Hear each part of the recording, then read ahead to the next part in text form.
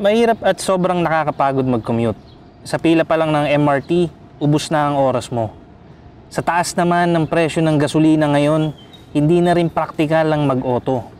Ang pinaka-the best niyan, mag-scooter. I'm Brando Rosales and this is Moto Pinas Motor Reviews.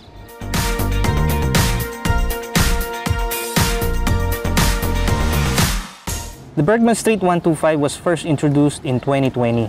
But as we all know, nag-pandemic and hindi tayo masyado nakaka-ride that time.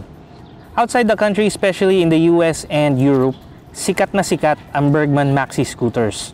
Ang sabi nga, para ka lang daw nasa sofa pag gamit mo ang Bergman. Ganon din itong Bergman Street 125, napakasarap gamitin. Other features include a front disc brake, under-seat compartment na kasya ang isang helmet, digital panel at itong pinaka-favorite ko, cellphone charging port sa loob ng glove box. What's unique about the Suzuki Bergman Street 125 versus sa ibang scooter sa category niya is yung pag-utilize ng Suzuki ng aluminum and which is its engine, including its engine block, is made from that material. The Bergman Street's engine is a 125cc 4-stroke fuel-injected single cylinder. And this new generation engine is equipped with Suzuki Eco Performance or SEP. And this engine is designed to be powerful yet still fuel efficient, capable of achieving 53.5 kilometers per liter as claimed by Suzuki. The Bergman Street also produces 8.7 PS of power at 6,750 RPM, while maximum torque is at 10 Newton meters at 5,500 RPM. Isa pa sa favorite ko rito sa Suzuki Bergman Street is yung malapad niya na stepboard, which is pwede nating gawing kargahan. Ano, di ba? Ayos. Isa pa sa magandang feature ng Suzuki Bergman Street is pwede mo siyang lagyan ng top box.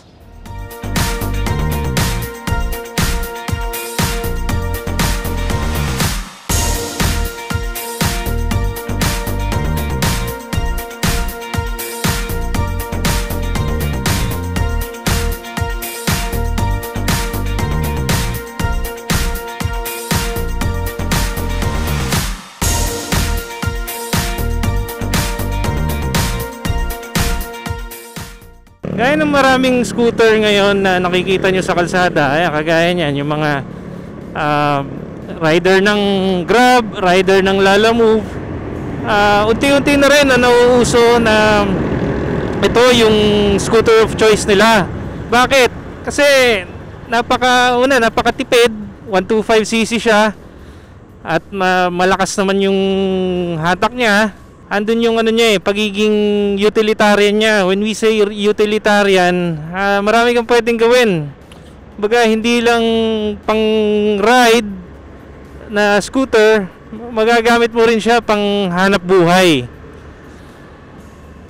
Ito yung napakaluwag na legroom. Makikita nyo dito, kaluwag ng legroom niya. Pwedeng kargahan ng mga iba't ibang bagay. Although, ingat lang kayo kasi may mga jurisdictions na pinagbabawal maglagay ng load dito sa stepboard. Ang rekomendado nila, maglagay ka ng top box kung may kailangan kang ikarga or itali mo ng maayos dito sa likod.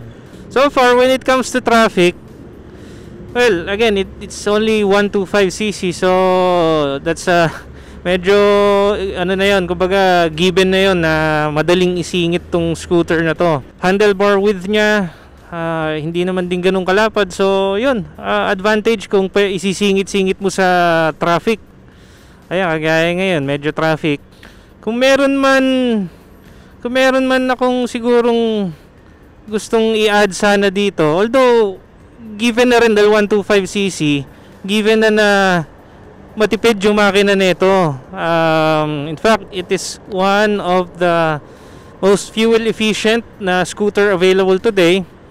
Pero kung meron sanang may dadagdag ang Suzuki in the future, siguro lagyan nila din ng ng parang automatic engine start stop para kapag minsan halimbawa nasa traffic stop tayo or wala talaga, minsan sobrang traffic lang talaga, pwede ring makadagdag o mas lalo pa yung pwedeng extend pa yung fuel mileage nito dahil automatic na magsha-shut off yung makina if let's say mga more than 10 seconds na sa traffic, and then gasan mo lang, automatic na rin siyang aandar. But all in all, gaya nito, yung preno nito, disc brake sa harapan, malakas naman yung kapit. Ayan, naka combi brake na rin pala to. Ibig sabihin, pag pupreno ako dito sa kaliwa, hindi lang yung preno sa likod ang nag-e-engage. So konti, meron ding ilang porsyento na nag-e-engage dito sa harapan. Malaking bagay yun, lalong-lalo na sa mga newbie rider na medyo hindi pa skilled sa pagpreno. Kasi yun nga, braking is a skill talaga. So isa yan sa mga dapat na pinapractice natin mga rider, na pag-aralan kung paano magtamang pagpreno. Suspension, well, typical scooter. Of course, with its price, na tayo umasa na sobrang lambot nito, or may parang mga European brands na may electronic suspension. So syempre, but you know, for its price, okay na siya. For its price, very very acceptable naman yung laro ng suspension niya. Maraming nagsasabi na mukha daw e-bike itong Suzuki Bergman Street 125. Marami rin nagsasabi na parang sobrang laki daw ng kaha nito. Yung iba naman sabi mabagal daw, etc. Siguro kaya lang naman nila nasasabi yon kasi hindi pa nila nasusubukan itong Suzuki Bergman Street 125. Hindi nila alam na yung ganung disenyo ng gulong may purpose yon. Yung ano naman sa kaha naman, di namang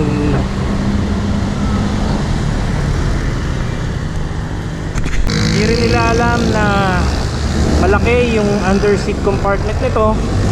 Hindi rin nila alam na yung stepboard napakaluwang, talagang mai-stretch mo yung binti mo. Sa arangkada naman, for its 125cc engine, malakas naman sa arangkada itong Suzuki Bergman Street 125. Sa design naman, may kasabihan nga, beauty is in the eye of the beholder. Maaaring hindi approve yung itsura nito sa iba, pero para sa akin sakto lang yung design nitong Suzuki Bergman Street 125. At 77,900. Again, 77,900. Isa ito sa pinakamurang scooters sa merkado ngayon. Kung meron man akong hiling siguro, sana sa susunod na model update lagyan na nila, lagyan na ng Suzuki ng ABS itong Bergman Street, para na rin siyempre sa safety.